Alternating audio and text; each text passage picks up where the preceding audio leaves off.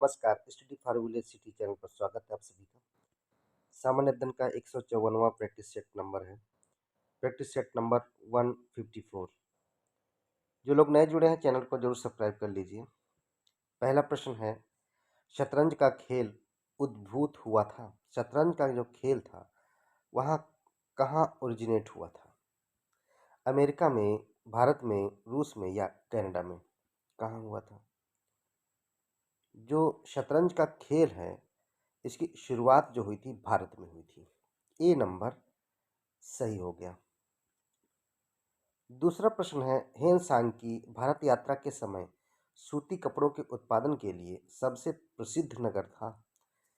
हेन सांग ने जब भारत की यात्रा की उस समय सूती कपड़ों के उत्पादन के लिए एक प्रसिद्ध नगर था। हालांकि अन्य नगरों में भी होता था लेकिन एक प्रसिद्ध नगर था। वह कौन था? कन्नौज, मथुरा, प्रयाग या गुजरात? कौन सा था? दूसरा प्रश्न है तो यह था मथुरा। बी नंबर सही हो गया। कमेंट करके बताइए हेनसांग किसके समय भारत आए? सबसे पहले किस राजा के पास पहुंचे? इनमें से वह जो विश्व धरोहर स्थल यानी कि वर्ल्ड हेरिटेज साइट नहीं है, इनमें से वर्ल्ड हेरिटेज साइट कौन सी नहीं है? कौन सी नहीं है विश्व धरोहर स्थल इनमें से? खजुराहो के मंदिर, भीमबेटका की गुफाएं, सांची के स्तूप या मांडू का महल? कौन सा है? तो ये खजुराहो के मंदिर तो हैं, विश्व धरोहर में गिने जाएंगे। भीमबेटका की गुफाएं भी फेमस हैं, सांची के स्तूप भी हैं, लेकिन मांडू का महल नहीं है। डी नंबर सही होगा। क्या होगा इसका? डी नंबर सही हो जाएगा आंसर किसका? क्वेश्चन नंबर 3 का। चौथा प्रश्न है, जिसका शिखर द्रविड़ शैली में बना हुआ है, वह जिसका शिखर द्रविड़ शैली में बना हुआ है, इनमें से किसका बना हुआ है? भीतरगांव का मंदिर, कंदरिया महादेव मंदिर, ग्वालियर का तेली मंदिर या ओसिया मंदिर? किसका? तो ये जो ग्वालियर का तेली मंदिर है इसका शिखर द्रविड़ शैली में बना हुआ है।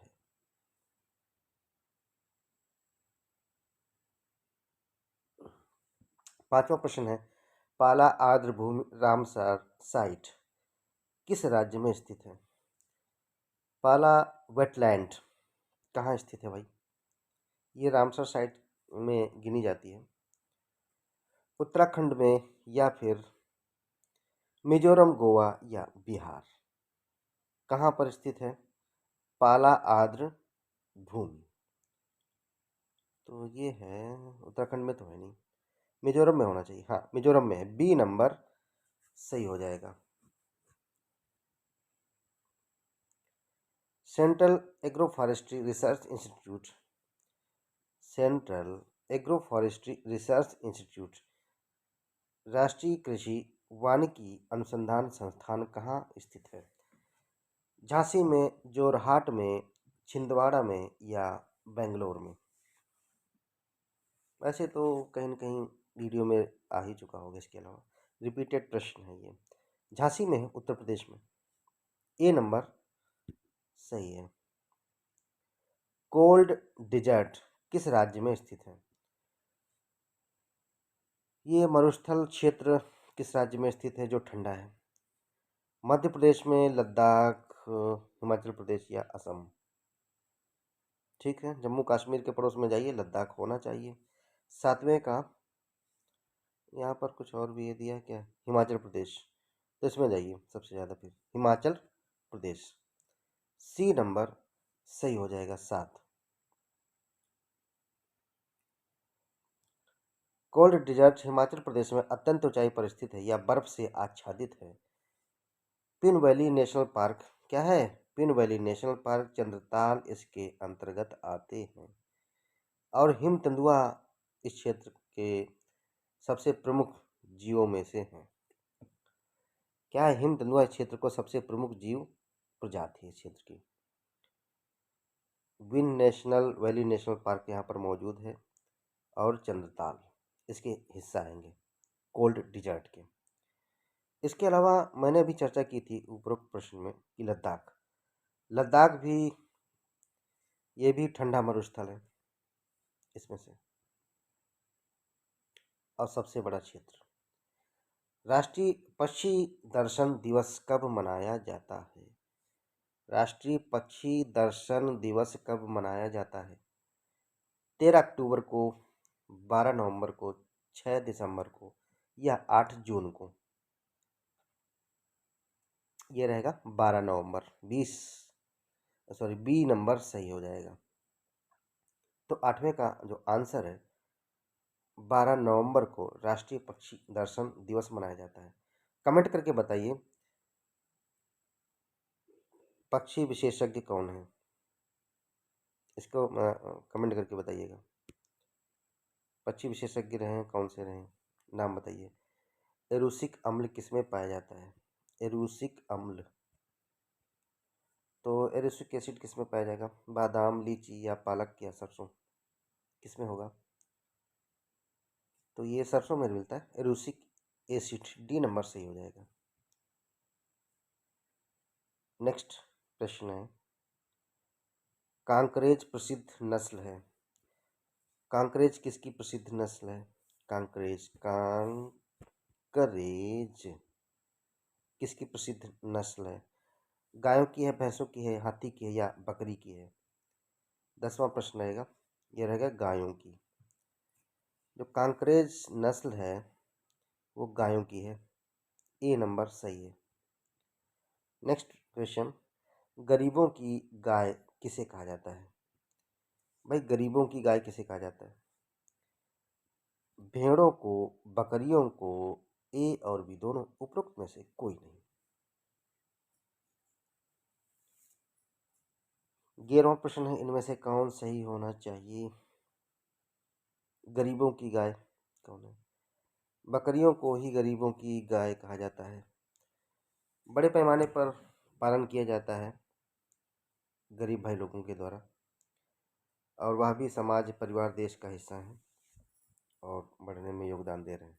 है क्या, बकरियों में कम समय में, कम लागत में अच्छा पैसा मिल जाता है। नेक्स्ट है हाँ, इसकी व्याख्या देख लें। भारत विश्व में सर्वाधिक बकरियों की संख्या वाला देश है।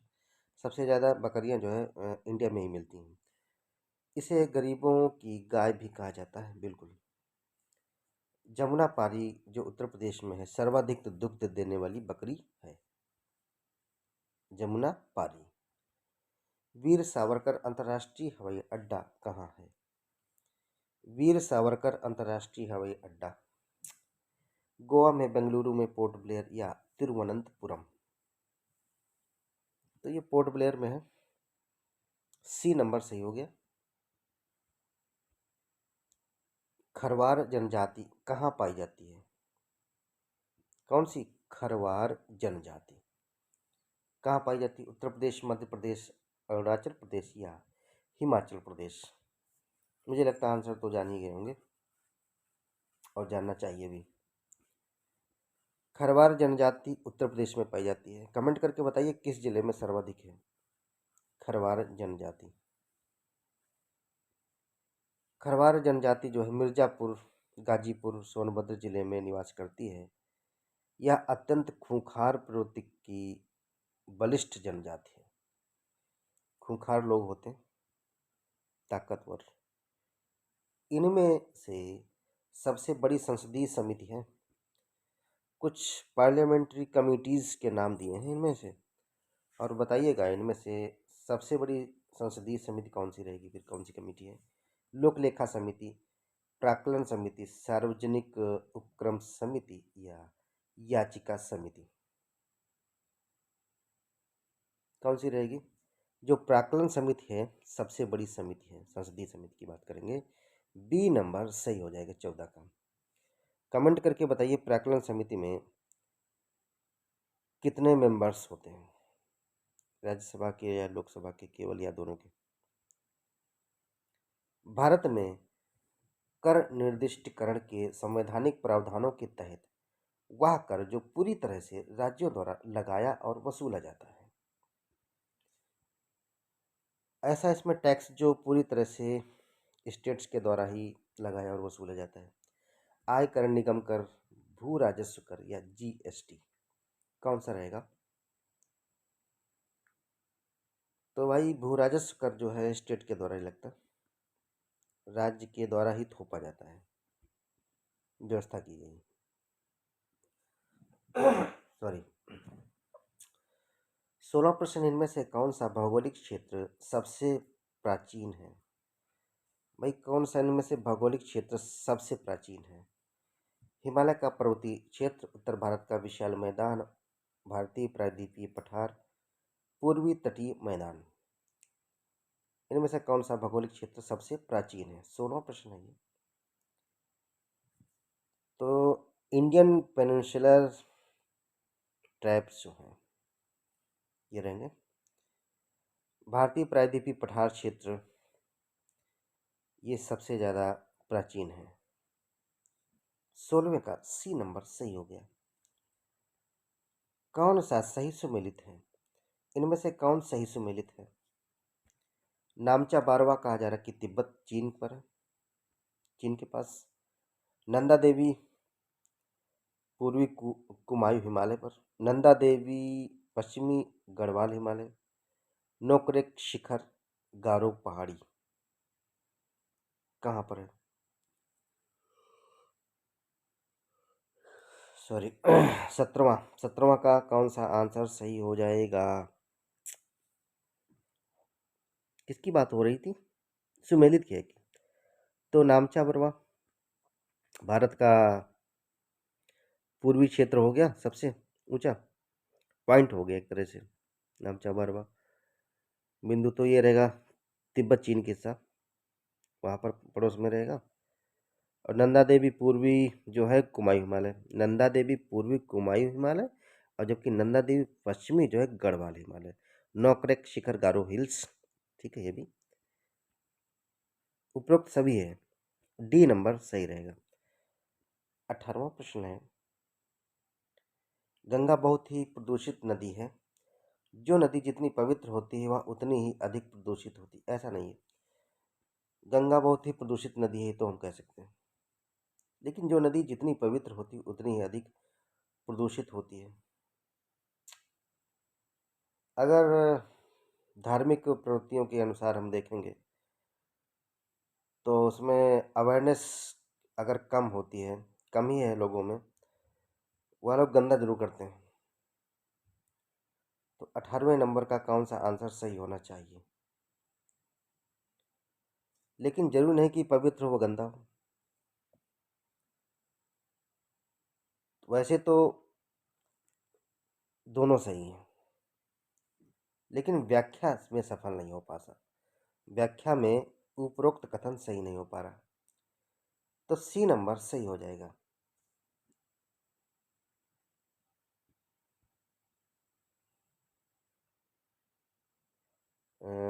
नो नो, ये तो सी क्या है, व्याख्या तो वेल इसमें क्या रहेगा, ए आर दोनों दिए तो गलत है बिल्कुल, मैंने कहा ये गलत होना चाहिए, क्योंकि जितनी पवित्र होगी उतनी प्रदूषित होगी, ये नहीं है, तो ए ही सही है। ऐसा है कहीं क्या? ए सही परंतु आर गलत, और ए आर दोनों सही है। इस हिसाब से कौन सा रहेगा? ए सही हो जाएगा परंतु आर गलत हो जाएगा, सी नंबर सही हो गया। वह नदी जो 3 बार 2 धाराओं में विभक्त हो जाती है और कुछ मील आगे जाकर पुनः मिल जाती है, और इस प्रकार श्रीरंगपट्टनम, शिव समुद्रम, श्रीरंगम द्वीपों का निर्माण करती है। यहाँ पर एक नदी के बारे में बात की गई है जिसके द्वारा श्रीरंगपट्टनम, शिव समुद्रम और श्रीरंगम द्वीपों का निर्माण होता है। यह नदी 3 बार 2 धाराओं में विभक्त होती है, कुछ मील आगे जाकर के, कुछ दूरी पर जाकर के पुनः फिर मिल जाती है, तब इन द्वीपों का निर्माण किया जाएगा। कावेरी नदी, तापी नदी, पेन्नार नदी या नर्मदा नदी, कौन सी रहेगी? तो हम साउथ में जाएंगे। सबसे पहले देखना है कि कौन सी नदी है इसमें की। भाई कावेरी नदी रहेगी। ए नंबर सही हो गया। भारतीय उपमहाद्वीप पर ग्रीष्म ऋतु में उच्च ताप और निम्न दाब हिंद महासागर से वायु का कर्षण ड्रॉज जिसको कहते हैं, जिसके कारण प्रभावित होती है। ग्रीष्म ऋतु में क्या होगा, उच्च ताप हो जाएगा और निम्न दाब हो जाएगा। जाहिर सी बात है, जब टेम्परेचर ज़्यादा होगा तो गैसें गर्म होकर के ऊपर जाएंगी, तो प्रेशर जो है, दाब कम हो जाएगा। फिर कह रहा है इसमें, हिंद महासागर से वायु का आकर्षण करते हैं, इसी वजह से होता है बिल्कुल। जिसके कारण प्रभावित होता है, क्या प्रभावित होता है, दक्षिण पूर्वी मानसून, दक्षिण पश्चिमी मानसून, उत्तर पूर्व मानसून, या क्या रहेगा, पूर्व पश्चिम मानसून। कौन सा प्रभावित रहेगा यहाँ पर? तो इसके अनुसार तो दक्षिण पश्चिम मानसून ही प्रभावित रहेगा। बी नंबर सही हो गया। सही सुमेलित नहीं है, इनमें से कौन सही सुमेलित नहीं है? आर्द्रभूमि झील है और अवस्थान कहाँ पर स्थित है? कहा जा रहा है कि रेणुका आर्द्रभूमि हिमाचल प्रदेश में, रुद्रसागर झील त्रिपुरा में, स्थमकोत्ता झील गोवा में, और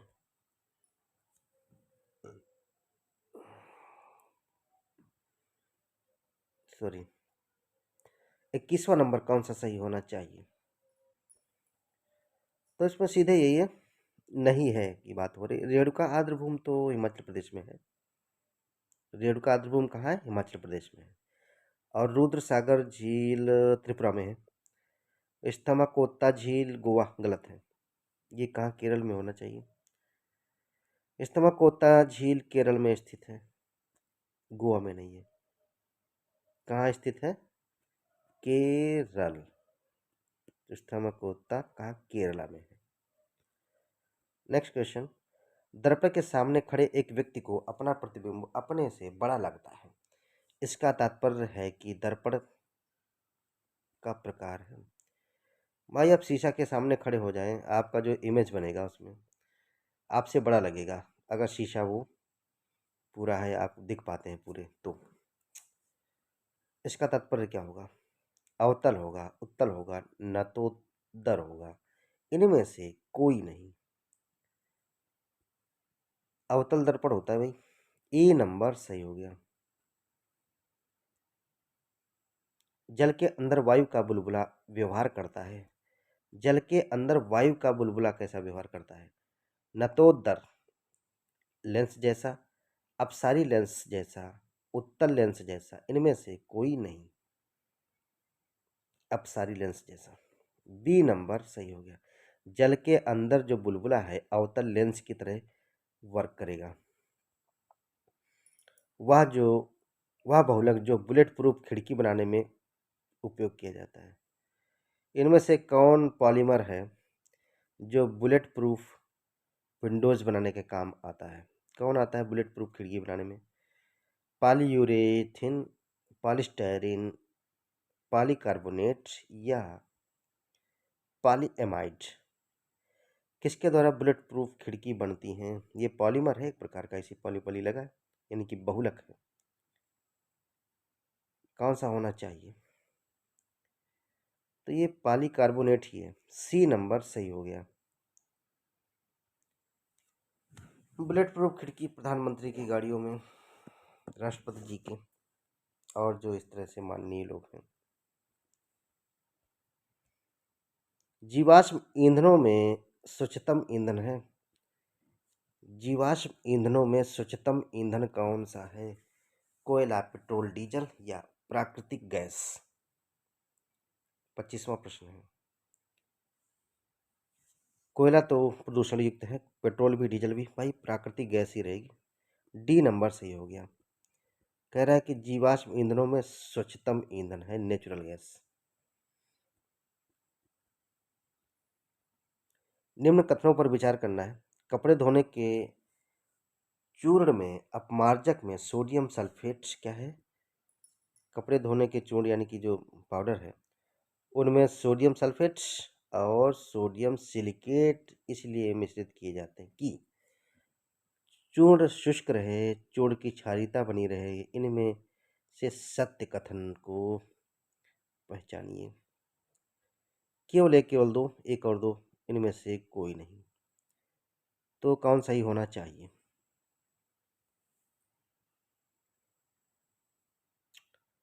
वैसे तो क्या है, चूर्ण शुष्क बना रहेगा और इसकी क्षारीयता बनी रहेगी, दोनों सही हो गए। तो एक और दो है कहीं पे? बिल्कुल, सी नंबर सही हो जाएगा। 27वां प्रश्न है, अपमार्जक मैले कपड़ों से सरलता पूर्वक तेल एवं गर्द निकालते हैं। जो डिटर्जेंट्स हैं मैले कपड़ों से क्या है, जो ऑयली या ग्रीजी टाइप चीज़ें हैं एंड डस्ट, इसको निकालने का काम करते हैं, बिल्कुल करते हैं। अपमार्जक जल का पृष्ठ तनाव बढ़ा देते हैं। ऐसा कर पाते हैं तो क्यों कर पाते हैं, ये कहना है। अपमार्जक जल का पृष्ठ तनाव बढ़ा देते हैं, इसका जो वाटर का सरफेस टेंशन बढ़ाते हैं। ए आर दोनों सही है या आर ए के सही स्पष्टीकरण है? ए सही परंतु आर गलत है, आर सही है परंतु ए गलत है, या ए आर दोनों गलत है, ये बताना है। वैसे कौन सही होना चाहिए? बिल्कुल, अपमार्जक जल का पृष्ठ तनाव बढ़ा देते हैं या ये करते हैं। 27वां प्रश्न है, इस हिसाब से 27 की बात करेंगे, ये तो पूरी तरह से है लेकिन ये पूरी तरह से नहीं लागू हो पा रहा। ए सही परंतु आर गलत, बी नंबर सही हो गया। लाल स्याही बनाई जाती है, लाल स्याही बनाई जाती है किससे? इयोसिन से, सल्फ्यूरिक एसिड से, मर्क्यूरिक सल्फाइड से, इनमें से कोई नहीं। भाई तो इन्हीं दो ऑप्शंस में रहे तो ठीक रहेगा। 28वां प्रश्न है, लाल स्याही इयोसिन से ही बनाई जाएगी, ए नंबर सही हो गया। लाल स्याही किससे बनाई जाएगी? इयोसिन से बनती है। लिपिड का पाचन निम्न में से किसकी उपस्थिति में होता है? कुछ की उपस्थिति में लिखा है यहाँ पर, किसकी उपस्थिति में होता है लिपिड का? लिपिड्स डाइजेस्ट होते हैं किसकी उपस्थिति में? पित्त अम्ल, लाइपेज, पेप्सिन, इनमें से किससे? 29वां प्रश्न है, सॉरी मैं कुछ यहाँ पर गड़बड़ तो नहीं किया। 26वां प्रश्न क्या हो जाएगा? तो ये तो दो पर सही हो गया। 27 की बात करेंगे, 27 में हाँ ये सही हो गया, बी नंबर। 28 ये हो गया, ठीक है। 29 की बात करेंगे, लिपिड का पाचन निम्न में से किसकी उपस्थिति में होता है? किसकी उपस्थिति में होगा? तो इसमें ये देखेंगे, पित्त अम्ल तो डाइजेस्ट करेगा लिपिड्स का, और जो करेगा लाइपेज भी करेगा, लाइपेज और पित्त अम्ल, बाइल जूस, पित्त, यहाँ पर पित्त अम्ल हो गया, ये दोनों करेंगे। क्या इसमें है कहीं एक और तीन, एक दो, एक दो, एक दो, बी नंबर सही हो गया। लिपिड्स का डाइजेशन करेंगे। वह आहार जो मानव शरीर में नए ऊतकों की वृद्धि के लिए पोषक तत्व प्रदान करता है। ऐसी डाइट जो मानव में जो नए टिश्यूज हैं उनकी वृद्धि के लिए पोषक तत्व प्रदान करे। मानव आहार जो नए ऊतकों की वृद्धि के लिए पोषक तत्व प्रदान करता है। पनीर, फल, सब्जियां, मिठाई। 30वां प्रश्न है, भाई प्रोटीन जिसमें हो, पनीर, फल, सब्जियां, मिठाई। सब्जी में कम प्रोटीन, फल में भी कम, मिठाई में भी कम, पनीर में ज़्यादा, तो इसी में आ जाइए, ए नंबर सही हो गया। प्रोटीन न्यू टिश्यूज के लिए, सेल्स के लिए बनाने में मदद करेगी। तो ये 30 महत्वपूर्ण प्रश्न थे। जो लोग नए जुड़े हैं चैनल को सब्सक्राइब कर लीजिए, लाइक और शेयर जरूर करिए। सभी लोग पढ़ते जाइए, जो भी चीज़ें चल रही हैं आयोग में वो तो बहुत अच्छी नहीं चल रही, और काफ़ी लोग लगे हुए हैं इस मामले में। हम चाहते हैं कि इन लोगों का संघर्ष सफल हो जाए। Thank you.